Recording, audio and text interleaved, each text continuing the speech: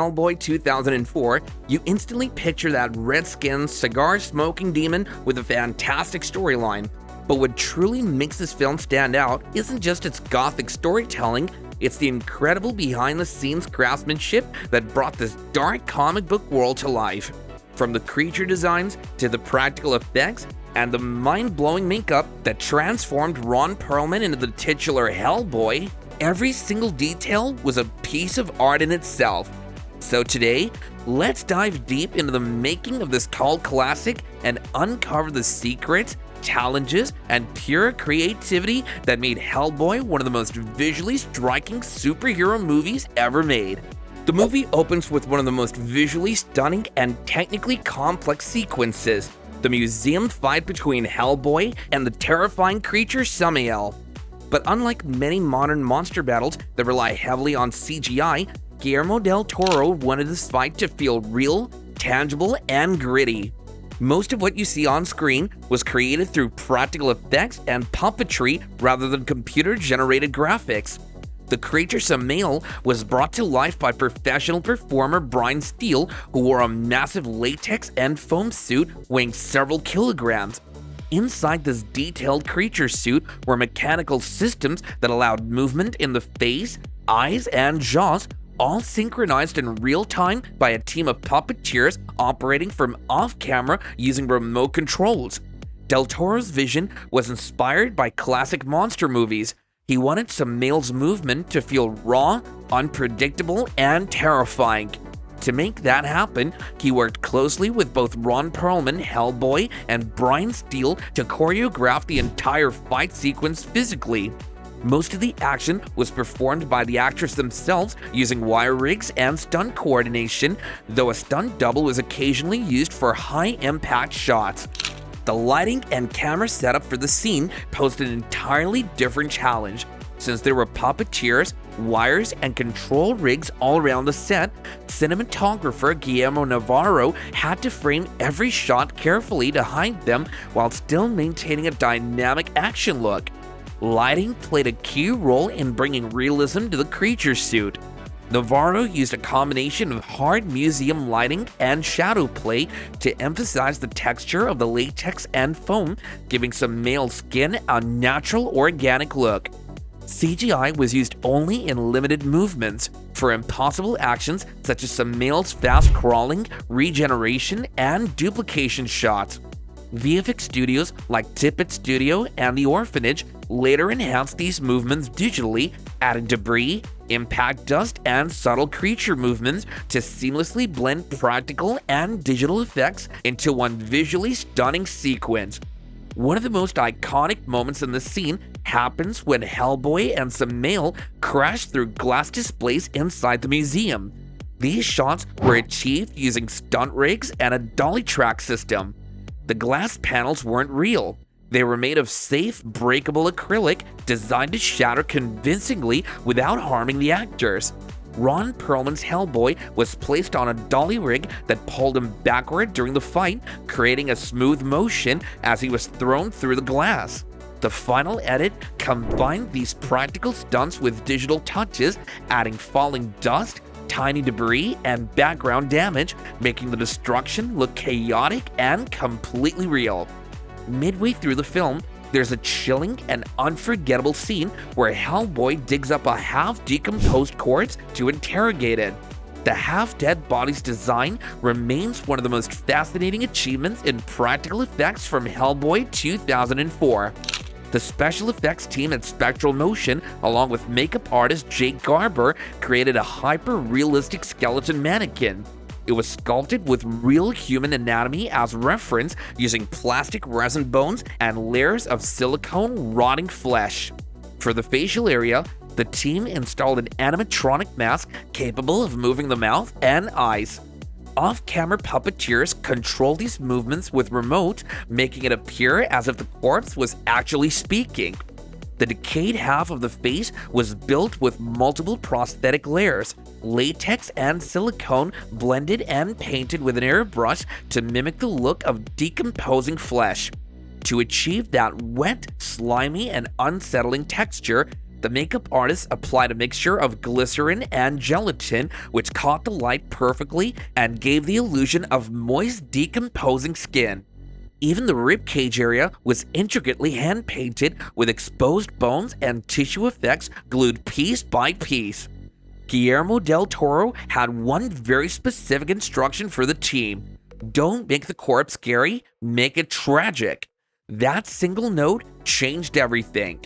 Instead of pure horror, the team gave the corpse a sad, confused expression, adding an unexpected layer of dark humor when it begins to talk. And it resulted in a masterful blend of makeup, animatronics, and controlled VFX that turned a potentially grotesque moment into something eerie, emotional, and darkly funny.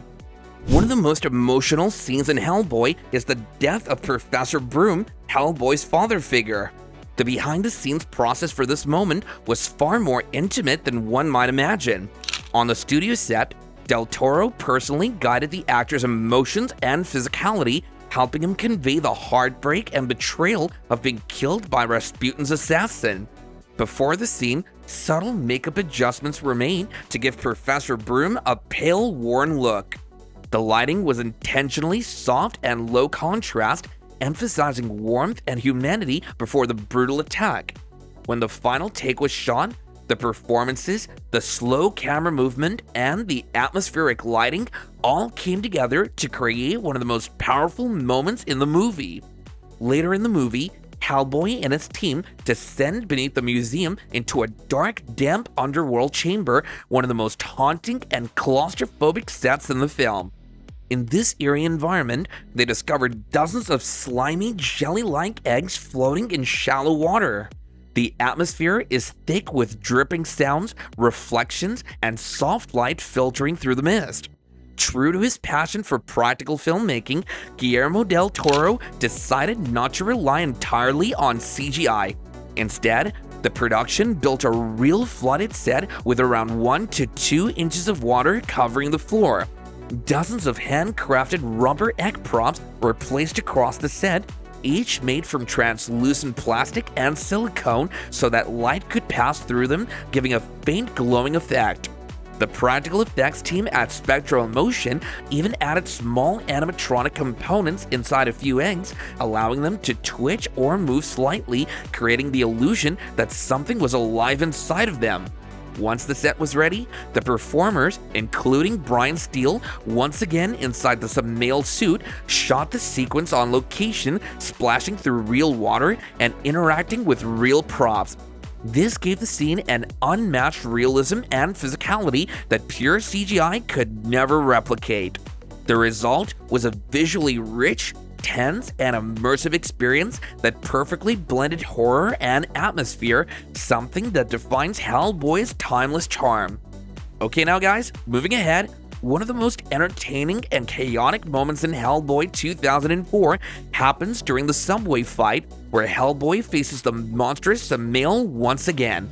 This is the scene where Hellboy grabs Samael's long slimy tongue and starts spinning him around like a rag doll, a fan-favorite moment for sure. But behind the scenes, things were quite different. Ron Perlman, who we all know plays Hellboy, wasn't really spinning any giant monster. In reality, he simply extended his arm and pretended to hold something heavy. The rest, Samael's entire movement, the tongue stretching, and the dizzying spin were all created digitally using CGI in post-production. However, for close-up shots, the team built a heavy prosthetic tongue attached to Ron's glove. This allowed for real physical interaction when Hellboy grabs or yanks it, making the motion look believable on camera. The combination of practical prop work and digital animation made this brief fight sequence one of the most fun and visually dynamic scenes in the film. Now let's talk about the climactic capture scene where Rasputin finally subdues Hellboy. In this emotional moment, we see Hellboy's head and hands trapped inside a large wooden coffin-like locker with his name carved deep into the surface. For filming this part, the production team built a custom-designed wooden rig that perfectly fit Ron Perlman's size, especially his oversized right hand of doom. The box was crafted using real distressed oak wood, complete with aged textures, leather straps, and metal buckles to give it a ritualistic, almost cursed appearance. During shooting, Ron was physically locked inside this prop while the lighting team used torch-like flickering lights to create a gothic, tense mood. You can even notice subtle smoke effects in the background. Those were added practically on set to enhance the mystical aura surrounding Rasputin's ritual. It's a small scene, but one that captures Guillermo del Toro's signature blend of dark fantasy and emotional storytelling, beauty mixed with dread. Let's rewind to the beginning. The opening ritual scene set in 1944, known as Project Ragnarok. Here, we see Nazi scientists led by Grigory Rasputin attempting to open a gateway to another dimension. This haunting sequence sets the tone for the entire Hellboy universe. For this, the crew constructed a massive indoor set filled with metal tables, arcane machinery, glowing runes, and complex occult symbols. The environment was brought to life with constant rain and thunder effects created by industrial rain rigs above the set. The cinematography combined blue backlights and lighting flashes, which reflected off wet surfaces to give the entire lab a supernatural glow. When the American soldiers stormed in, every explosion you see were done practically with real pyrotechnics and breakaway walls. Smoke machines were used to create that dense, foggy look of a wartime battle mixed with dark magic. Now let's talk about Rasputin's iconic summoning glove, the Mecha Summoning Gauntlet. This prop was a masterpiece built by spectral motion involving moving gears, runic engravings, and small embedded LED lights. When Rasputin raises his hand towards the swirling portal, those reflections that you see on his face were real light from the glove, later enhanced with CGI energy effects to make it look as if he was bending cosmic power.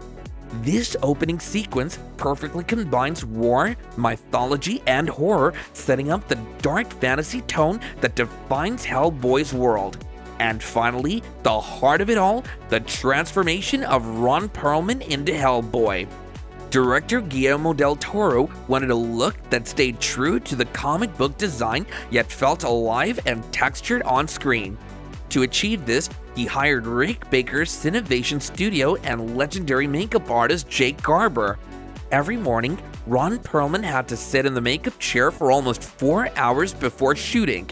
His transformation involved multiple foam latex prosthetics for his chest, shoulders, and arms to give that demonic muscular build. His entire face was covered with a custom prosthetic mask painted in layered shades of red to mimic real skin tones. Horn stumps, a goatee beard, and yellow contact lenses completed the look. The detailing was so intricate that even the tiny cracks on his horns and scars on his skin were individually hand-painted. Guillermo del Toro once said, "When Ron steps into Hellboy's skin, he doesn't act, he becomes Hellboy." And that's exactly what made this transformation iconic. The result wasn't just makeup, it was an art. So friends, that was the incredible behind-the-scenes look at Hellboy 2004. Guillermo del Toro and his team proved that when creativity meets craftsmanship, even the darkest worlds can feel alive. If you enjoyed exploring how Hellboy was made, don't forget to like, subscribe, and hit that bell icon so you never miss more deep dives into your favorite movies and shows. And let me know down in the comments below, which Hellboy creature fascinated you the most? Samael, Rasputin, or that half-dead talking corpse? Until then, stay abreast of our next video when it's up.